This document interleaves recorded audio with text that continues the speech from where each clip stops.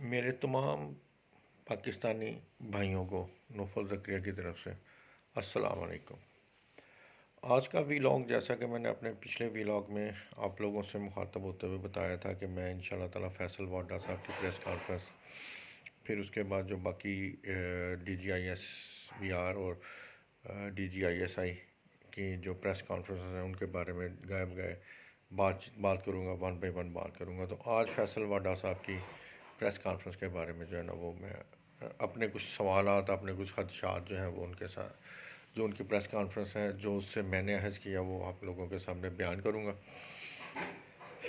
سب سے پہلے فیصل واڈا صاحب نے ایک دعویٰ یہ کیا کہ ارشد شریف صاحب ان کے بڑے گہرے دوست تھے اور وہ اپنے دل کی ہر بات جو ہے وہ ان کے ساتھ کیا کرتے تھے، ان کے تمام معاملات کا ان کو علم تھا، اور باہر جانے کے بعد بھی ان کے رابطے رہے ہیں ارشد شریف صاحب کے ان کے ساتھ۔ جبکہ کچھ جو خبریں مارکیٹ میں آ رہی ہیں وہ یہ بھی ہیں کہ انہوں نے کچھ عرصہ کے لیے اپنے گھر والوں سے بھی رابطہ جو ہے وہ منقطع کر دیا تھا۔ تو یہ چند باتیں ہیں۔ ایک ورژن جو ہے اس دن فیصل واڈا صاحب نے دیا، جو ویسے تو اس پریس کانفرنس میں بحث کرنی جو ہے نا وہ فضول ہے، کیونکہ وہ دم توڑ گئی ہے۔ ایک تو جب رانا ثناء اللہ صاحب نے یہ کہا کہ فیصل واڈا صاحب تو ماشاءاللہ جی، یہ فیصل واڈا صاحب نے یہ باتیں کی ہیں، تو اس کے تانے بانے ڈائریکٹلی جو ہے انہوں نے عمران خان صاحب سے جوڑ دیے کہ جو فیصل واڈا صاحب نے کہا۔ تو فیصل واڈا صاحب کی جو پریس کانفرنس تھی اس کی اہمیت ایک تو اس وجہ سے ختم ہو گئی۔ دوسری اہمیت اس کی اس وجہ سے، دوسرا جو وجہ ہے کہ ان کی اہمیت ختم ہو جانے کی، وہ ہے کہ جو ورژن یہ انہوں نے استعمال کیا، ارشد شریف صاحب کے گھر والوں نے وہ ورژن ریجیکٹ کر دیا۔ ان کے کہنے کے مطابق اے آر وائی کی جو انتظامیہ ہے، سلمان اکبر نے ان کے ساتھ بہت اچھا تعاون کیا، 3-4 مہینے کا جو ڈیوریشن یہ رہا اس دوران میں۔ اب آگے پتہ نہیں ان کا جو ہے نا وہ سلمان اکبر صاحب جو ہیں وہ ان کے ساتھ اس طرح کا بیہیویئر رکھتے ہیں کہ نہیں رکھتے۔ ایک تو یہ بات ہو گئی۔ دوسری بات یہ ہے کہ انہوں نے یہ واضح طور پہ عمران خان صاحب کے اوپر بھی اعتماد کا اظہار کر دیا، اور جو فیصل واڈا صاحب کا یا رانا ثناء اللہ صاحب کے جو بیانیہ جو بنانے کی کوشش کر رہے تھے وہ بالکل ریجیکٹ ہو گیا۔ ایک تو دوسری ایک اور بات جو ہے وہ اس وقت عام زبان پہ ہے کہ اگر تو فیصل واڈا صاحب ان کے اتنے قریب تھے، اتنے قریبی دوستوں میں سے، تو ابھی تک وہ ان کے گھر کیوں نہیں جا سکے؟ یہ بھی ایک سوال بنتا ہے فیصل واڈا صاحب سے کہ وہ تدفین کے بعد بھی ابھی تک ان کے گھر نہیں جا سکے۔ پریس کانفرنس کے لیے وہ اسلام آباد آئے، اور صرف بقول ان کی پریس کانفرنس کے کہ وہ صرف اور صرف ارشد شریف صاحب کی وجہ سے جو ہے نا اسلام آباد میں آئے۔ جنازے پہ بھی انہوں نے شرکت نہیں کی، یہ بھی سوال ہے۔ باقی یہ چند سوالات ہیں جو کہ بیٹھے ہیں، اگر کمیشن ایک بیٹھا ہے، کمیشن بنا ہے، تو سوال پوچھنے والے یہ بنتے ہیں فیصل واڈا صاحب سے کہ ارشد شریف سے ان کی دوستی کتنی پرانی تھی؟ آیا وہ پروفیشنلزم کی وجہ سے تھی یا ویسے دوستی تھی ان کی؟ دوسری، باہر جانے سے ان کو روکا کہ نہیں روکا؟ کیونکہ جب اتنے قریبی دوست ہوں تو وہ باہر جانا ہے نہیں جانا، انہوں نے مشورہ مانگا ہوگا۔ فیصل واڈا صاحب نے ان کو باہر جانے کا مشورہ دیا یا نہیں دیا؟ آخری مرتبہ ان کی بات کب ہوئی؟ کینیا میں جا کے ہوئی؟ کون سی تاریخ کو ہوئی؟ اور دبئی میں آیا ان کے ساتھ ان کی ملاقات ہوئی کہ نہیں ہوئی؟ ان کے قتل کی خبر جو ہے، ان کی شہادت کی خبر فیصل واڈا صاحب کو کس نے دی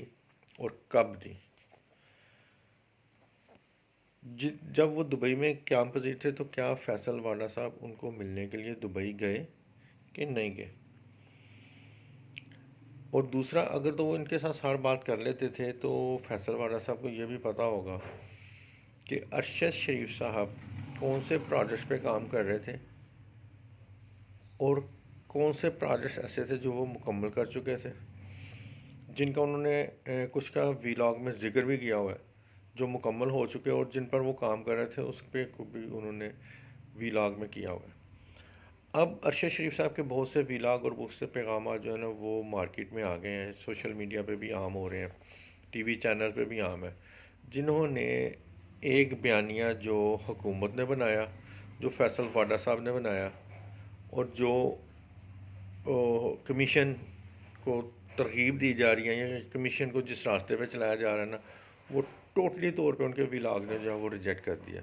کون سا بیانیہ کہ ان کو باہر جانے کا مشورہ کس نے دیا، وہ بھی وہ بیان کر چکے ہیں اپنے ولاگ میں کہ ان کے اوپر سیریس قسم کے تھریٹ تھے، ان کی جان کو پہ قاتلانہ حملہ ہونے کا خطرہ تھا، جس سے انہوں نے جو ہے وہ صدر صاحب کو بھی انفارم کیا، چیف جسٹس صاحب کو بھی انفارم کیا، لیکن جب ان کی طرف سے کوئی جواب نہ ملا یا کوئی خطرہ قدم نہ اٹھایا گیا تو انہوں نے بہتر یہ سمجھا کہ پاکستان کو چھوڑ دیا جائے۔ دوسری بات اس میں سے جب یہ باتیں ہوئیں تو انہوں نے کہا کہ ان کو کینیا جانے پہ کس نے مجبور کیا یا کس نے مشورہ دیا کینیا جانے کا۔ جناب یہ بات بھی یہاں ہو گئی، ایک نہیں 5-7 صحافیوں نے اس چیز کے بارے میں کہہ دیا کہ جب یو اے ای کے آفیشلز ارشد شریف صاحب کو ملنے کے لیے ان کے ہوٹل پہنچے تو اس وقت یہ لوگ آپس میں انٹر لنک تھے، ٹیلی فونک رابطہ ہو گیا ہوا تھا ان کا، یہ ٹیلی فون پہ بات کر رہے تھے تو انہوں نے کہا کہ جناب اس طرح ہائی آفیشلز آئے ہوئے ہیں نیچے، تو اس کے فوراً بعد آ گیا، انہوں نے جب اطلاع دی کہ جناب مجھے انہوں نے جو ہے نا وہ ملک چھوڑنے کے لیے کہہ دیا، حالانکہ ان کے پاس ابھی 15 دن کا ویزا جو ہے وہ موجود تھا، وہ 15 دن آفیشیلی وہاں پہ رہ سکتے تھے، لیکن ہائی آفیشلز جو انہوں نے ان کو آ کے تو مجبور کیا کہ ابھی آپ 48 گھنٹوں کے اندر اس جگہ کو چھوڑ دیں۔ اب دبئی کوئی ایسا ملک نہیں ہے کہ جہاں پہ آپ کو ویزا ایکسٹینڈ کرانا ہو تو آپ ویزا وہاں سے ایکسٹینڈ نہیں ہو سکتا، خاص طور پہ ایسے بندوں کے لیے جو کہ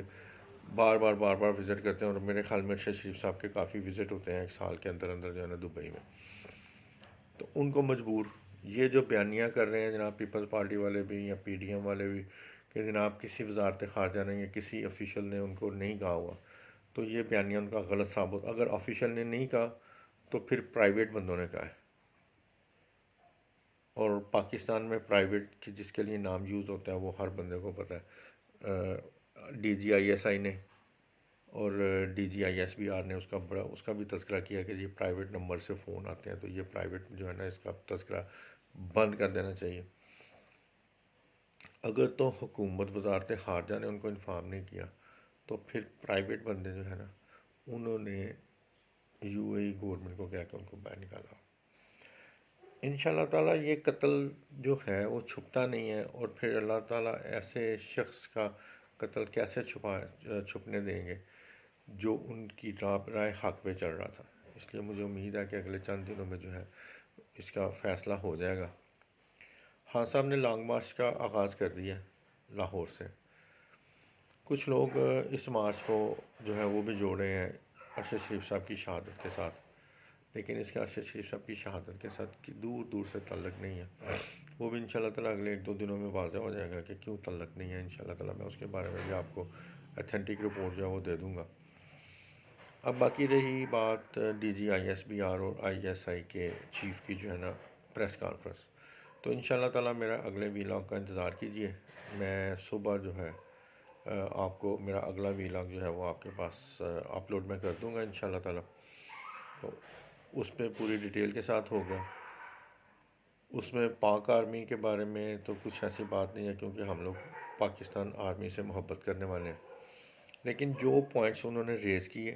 اور جن پوائنٹس پہ انہوں نے بات کی ان پوائنٹس سے میں نے کیا احساس کیا یا پبلک کیا احساس کر رہی ہے وہ ساری باتیں انشاءاللہ تعالیٰ ہوں گی۔ تب تک کے لیے اجازت دیجیے، میرے چینل کو سبسکرائب ضرور کیجیے، شیئر کیجیے، سبسکرائب کیجیے اور بیل آئیکن پہ پریس کر دیجیے۔ اللہ تعالیٰ آپ کا اور میرا حامی و ناصر ہے۔ اللہ حافظ۔